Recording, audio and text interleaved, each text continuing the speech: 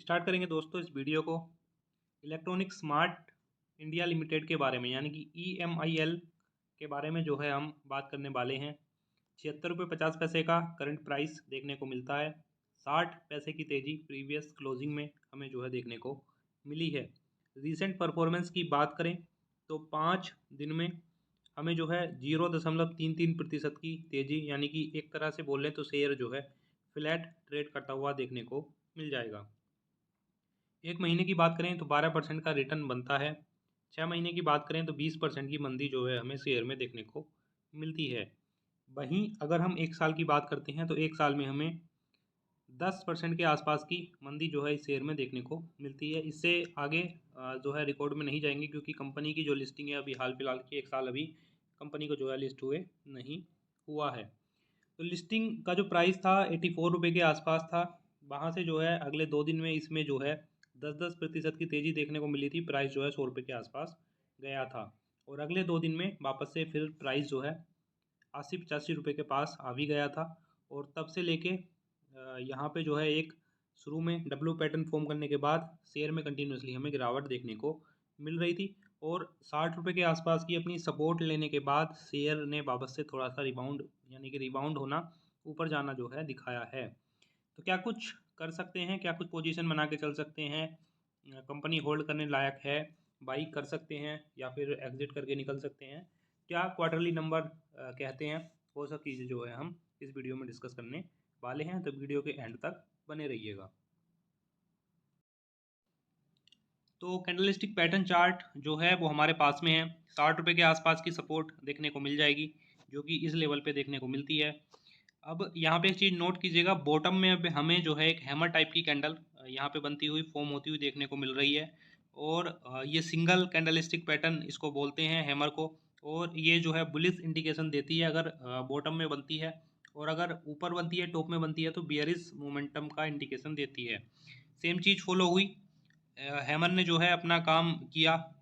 Hammer जो है अपना काम कैसे किया, ये जो नेक्स्ट कैंडल इसके बाद फॉर्म हुई, ये इसकी जो क्लोजिंग थी जो हैमर कैंडल की, यानी कि सबसे जो बॉटम में बनी है, इसका जो क्लोजिंग प्राइस था उसके ऊपर अगली कैंडल फिनिश हुई, यानी कि हैमर ने जो है अपना काम कर दिया और प्राइस को जो है ऊपर हैमर लेके सक्सेसफुली जा रहा है। अब ये जो तेज़ी है ये कितने रुपए तक रहती है, वापस से शेयर का प्राइस जहाँ पे था, यानी कि 100-105 के आसपास, वहाँ तक जाएगा या नहीं जाएगा, इसके बारे में तो कोई कुछ नहीं कह सकता है।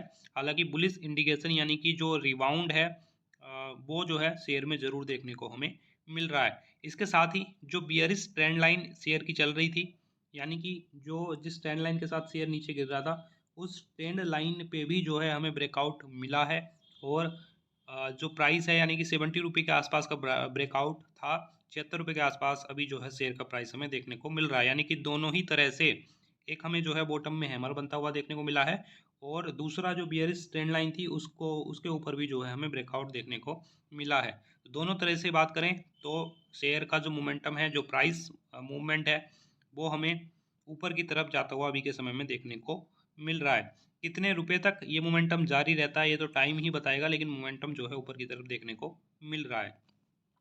कंपनी के नंबर डिस्कस करेंगे, जो कि पिछले क्वार्टर्स के कुछ नंबर्स हैं, उसके बाद डिसाइड करेंगे कंपनी को किस टाइप से जो है ट्रीट करना चाहिए।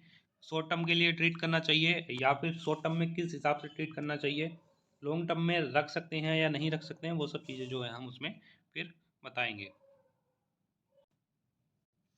सितंबर 2021 से नंबर्स अवेलेबल हैं।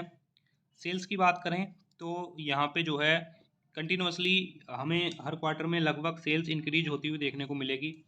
सितंबर 2022 का एक क्वार्टर निकाल दें जहाँ पे सेल्स जो गिरी थी, तो उसके अलावा किसी भी क्वार्टर में हमें जो है सेल्स गिरती हुई देखने को नहीं मिली है, एक इस क्वार्टर के अलावा। इस क्वार्टर से पिछले क्वार्टर का जो सेल्स थी उससे ज़्यादा ही जो है दिसंबर 2022 में रही है, यानी कि बढ़िया चीज़ जो भी है वो हुआ है। नेट प्रॉफिट की बात करें तो नेट प्रॉफिट जो है कंपनी का डिक्रीज हुआ है। अगर हम देखें यहाँ से तो हमें पहले मिला था 25 करोड़, 25 के बाद 28 करोड़, 28 के बाद एक बार को 41 करोड़ भी नेट प्रॉफिट हमें कंपनी का देखने को मिल रहा था।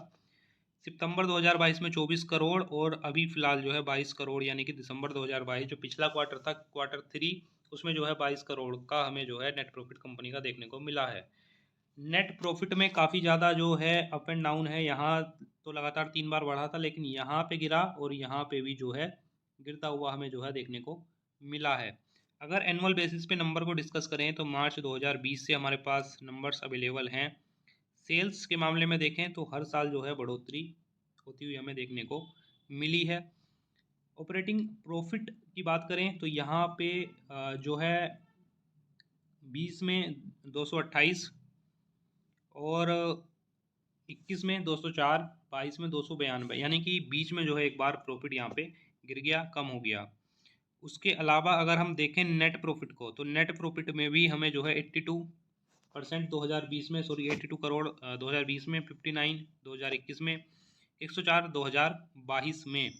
तो कहने का मतलब ये है कि इन नंबर से कहीं ना कहीं देखने को कि नंबर जो कंपनी है, कंपनी के जो नंबर हैं वो कहीं ना कहीं स्टेबल नहीं है, स्टेबल नज़र नहीं आ रहे हैं। किसी क्वार्टर में नंबर बढ़ जाते हैं, किसी क्वार्टर में नंबर कम हो जाते हैं, कभी नेट प्रॉफिट घट जाता है, कभी नेट प्रॉफिट बढ़ जाता है। इस हिसाब से अगर हम देखें तो कंपनी को शॉर्ट टर्म के हिसाब से ट्रीट करें अभी फ़िलहाल, तो मेरे ख्याल से ज़्यादा बेटर होगा किसी भी इन्वेस्टर के लिए। जहाँ पे अगर आपको प्रॉफिट हो रहा है तो उस प्रॉफिट को जो है आप बुक करें, उसको इस तरह के लिए होल्ड ना रखें कि जो है शेयर आगे निकल जाएगा। जहाँ पे प्रॉफिट हो रहा है तो प्रॉफिट को अपने बुक ज़रूर करें इस कंपनी में, क्योंकि कंपनी का कुछ ज़्यादा डेटा, ज़्यादा नंबर्स अवेलेबल नहीं है। तो हो सकता है ये, क्योंकि हमने देखा है 84 रुपये की लिस्टिंग के बाद 100 रुपये तक प्राइस गया, 100 रुपये से वापस फिर 84 रुपये पे आया, 84 से फिर 100 रुपये गया और 100 रुपये से जो है सीधे गिर के पहुँच गया 60 रुपये। अब 60 रुपये से वापस जो है ऊपर की तरफ जाना शुरू हुआ है। कहाँ तक जाता है किसी को कोई अंदाज़ा जो है अभी के समय में कोई नहीं लगा सकता है। तो मोमेंटम ऊपर की तरफ है। तो मेरे ख्याल से जो भी शॉर्ट टर्म के इन्वेस्टर हैं ऐसे स्टॉक में अपनी एक स्टॉप लॉस लगा के जो है चल सकते हैं, और जो न्यू भी कोई बाई करना चाहता है शॉर्ट टर्म के लिए बाई कर सकते हैं, वो भी जो है अपना स्टॉप लॉस लगा के बाई कर सकते हैं। स्टॉप लॉस आप जो है अपनी 10% की, अपनी टोटल अमाउंट का 10%, या फिर आप जो है जो भी प्राइस है चार्ट के हिसाब से, चार्ट एनालाइज करके जो है अपनी स्टॉप लॉस लगा के इसमें चल सकते हैं। अगर आप ज़्यादा रिस्क लेना चाहते हैं तब आप जो है अगर किसी वजह से प्राइस गिरता है, फॉर एग्जांपल मान लीजिए अब आपने 76 रुपये पे बाई किया, तो आप जो है 65 रुपये 70 रुपये के आसपास जो है अपनी क्वांटिटी को जो है अपना एवरेजिंग भी कर सकते हैं, अगर आप ज़्यादा रिस्क कंपनी में लेना चाहते हैं तब।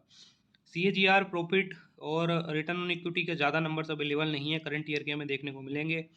तो करंट ईयर से तो कुछ खास अंदाज़ा लगेगा नहीं, फिर भी मैं बताता चलूँ। सेल्स ग्रोथ जो है 36% है, प्रॉफिट ग्रोथ जो है 77 है, CAGR अवेलेबल है ही नहीं।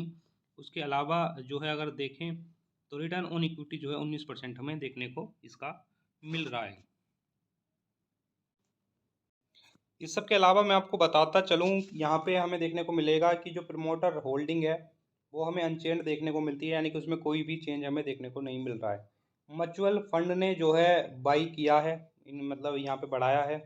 हालांकि जो number of mutual fund scheme है वो डिक्रीज हुई हैं। पहले 8 म्यूचुअल फंड जो थे EMIL को उन्होंने अपनी होल्डिंग में रखा हुआ था, तो एक म्यूचुअल फंड ने जो है EMIL को अपनी होल्डिंग से जो है निकाल दिया है, यानी कि उसको बेच दिया है। FIs और FPI यानी कि जो फॉरेन इंस्टीट्यूशनल होते हैं वहाँ पे भी जो है हमें बाइंग उनकी तरफ से भी EMIL में देखने को मिल रही है। उसके अलावा जो है नंबर ऑफ FI FPI की बात करें, यानी कि जो FIs हैं, जो फॉरेन इंस्टीट्यूशन हैं, वहाँ पे जो है हमें इंक्रीज देखने को मिला है। तो इस सबसे ये चीज़ साबित होती है, यानी कि म्यूचुअल फंड बाई कर रहे हैं, और साथ में जो है जो FIs हैं वो अगर बाई कर रहे हैं तो कहीं ना कहीं शेयर कुछ उस तरह का जो है अपनी काबिलियत रखता है प्राइस के ऊपर जाने का। और ये लेटेस्ट डेटा है मार्च 2023 का, ये पुराना डेटा नहीं है। म्यूचुअल फंड और FIs में अगर बाइंग हुई है तो आप ये मान के चल सकते हैं कि शेयर का प्राइस जो है वापस जो बुलिश मोमेंटम शेयर ने पकड़ा है, शेयर का प्राइस कहीं ना कहीं वापस अपने जो पहले का प्राइस है 100 रुपये के आसपास भी जाता हुआ हमें देखने को मिल सकता है। तो आप भी चाहे तो दाव लगा सकते हैं, रिस्क कंपनी में जो है ले सकते हैं। मैंने आपको पहले ही बता दिया है रिस्क आपको किस हिसाब से लेना है। आप जो है चाहे तो अपनी स्टॉप लॉस भी लगा सकते हैं, या फिर आप जो है अगर आपको ज़्यादा रिस्क लेना है तो आप उसमें फिर अपनी जो क्वांटिटी है वो बढ़ा सकते हैं जब प्राइस नीचे जाए तब।